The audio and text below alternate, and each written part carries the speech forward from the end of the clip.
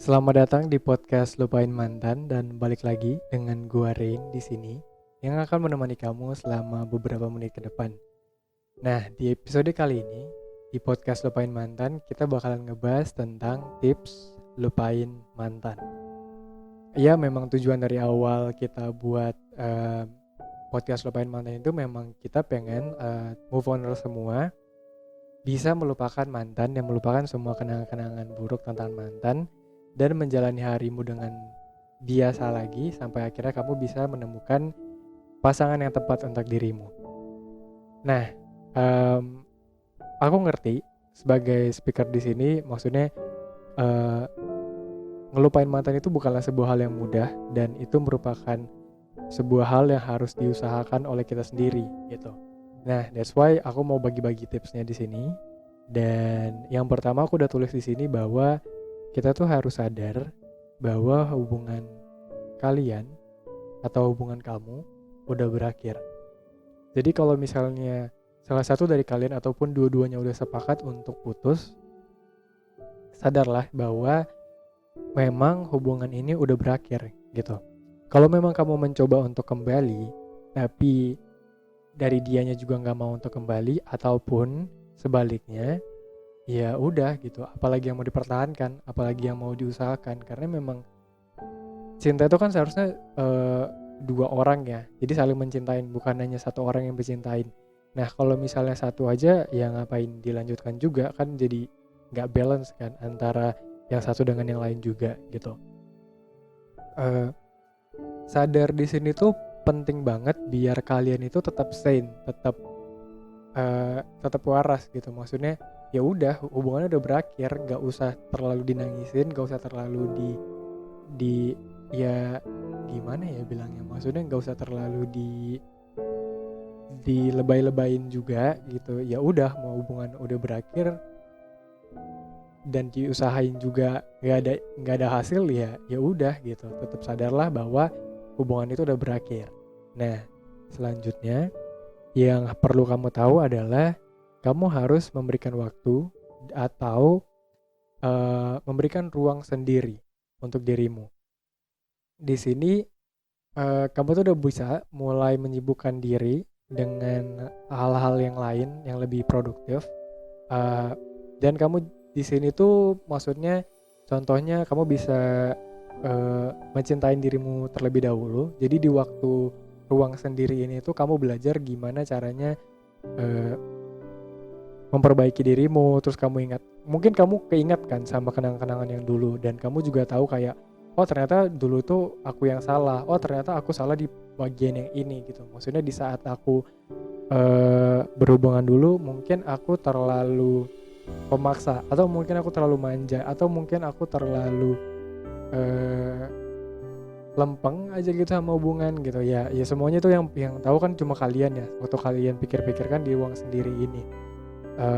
Terus juga nggak perlu diindiin sih, nggak perlu disesalin sebenarnya ya. Semuanya hanya bener-bener dipelajarin di ruang sendiri itu sampai kamu tahu bahwa ya udah gitu, itu semua kesalahanku. Terus kamu terima, kamu berdamai dengan itu. Ya intinya adalah kamu tahu kesalahanmu apa dan kamu bisa dan akan menjalani hubungan kamu yang selanjutnya gitu. Nah yang ketiga di sini aku tulis adalah jangan pernah pacaran dalam kurun waktu 3 bulan setelah putus. Kenapa 3 bulan setelah putus? Karena biasanya masa krusial setelah putus itu adalah 3 bulan. Dan itu masa yang penting untuk kamu recovery lagi gitu. Maksudnya untuk balik lagi ke poin kedua, ruang sendiri, dan sampai nanti akhirnya kamu bisa bebas dari semua perasaan penyesalan itu. Dan jangan mencoba untuk pacaran lagi, karena di saat kamu nanti pacaran dengan orang lain di bawah waktu 3 bulan, ya sebenarnya intinya ketika kamu masih belum bisa move on, masih terlalu ngingat dengan mantan, ya jangan mencoba untuk memulai hubungan baru dengan orang lain, karena nantinya kamu akan menyakiti orang baru ini.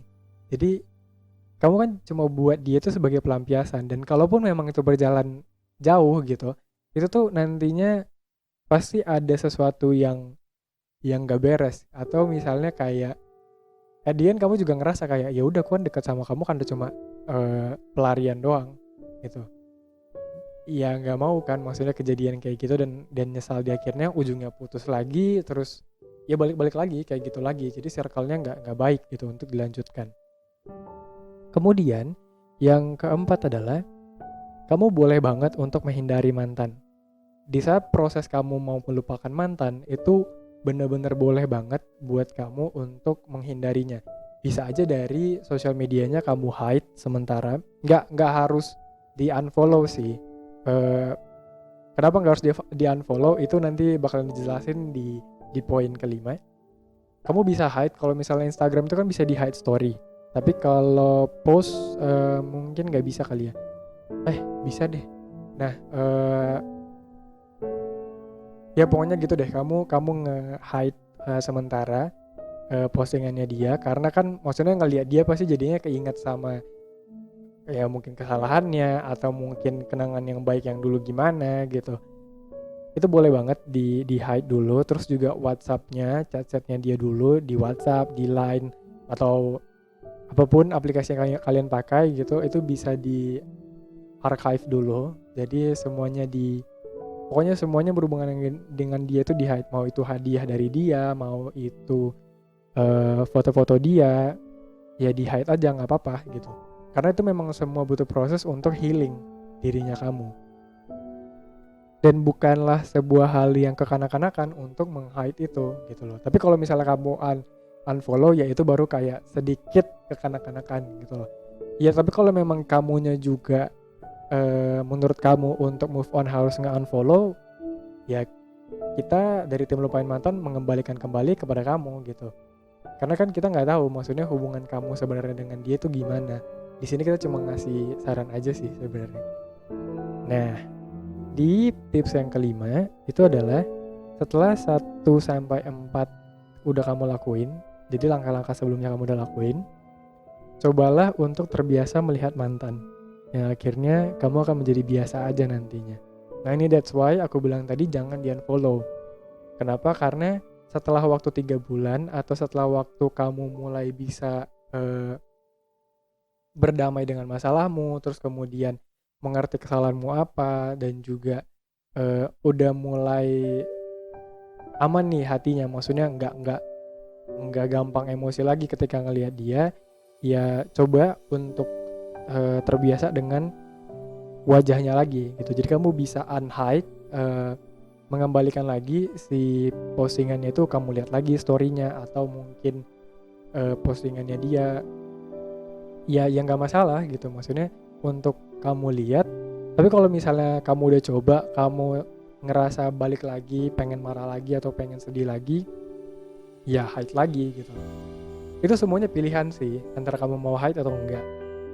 Tapi yang penting itu di sini ketika kamu ngelihat dia itu jadi hal yang biasa. Dan kalaupun memang kamu tiba-tiba ketemu dengan dia, secara tiba-tiba nih ketemu nih, misalnya kayak di tempat kafe atau di restoran yang biasa kalian makan, terus tiba-tiba kamu bareng teman-temanmu dan dia bareng teman-temannya, atau mungkin dia juga bareng pacar dia yang baru, kamu nggak keder lagi nih ngadepin dia. Jadi kayak oh ya udah gitu, udah ngelihat ya biasa aja, dan bukan hal yang terlalu gimana-gimana juga kalau misalnya ngelihat dia. Nah, ketika kamu sampai di situ, itu namanya kamu udah mulai bener-bener bisa biasa aja dengan semua tingkah lakunya. Jadi maupun dia nanti posting kebahagiaan dia dengan orang lain, kamu juga nggak bakalan terganggu dengan itu. Nah, sebagai kesimpulan, tips lupain mantan di sini mungkin adalah dengan memberikan waktu kepada dirimu sendiri untuk healing dari masalah yang kamu hadapi, dan kamu ngerti gimana rasanya jadi sendiri, kamu ngerti gimana rasanya berdamai dengan masalahmu, dan sadar bahwa hubungan itu telah kandas, dan kamu juga belajar untuk terbiasa dengan dirinya setelah kamu udah mulai rehat kembali nih hati kamu. Dan itu dia podcast Lupain Mantan kali ini. Semoga bisa memberikan tips untuk kamu dalam melupakan mantan. Saya Rain dari podcast Lupain Mantan. See you in the next podcast. Goodbye.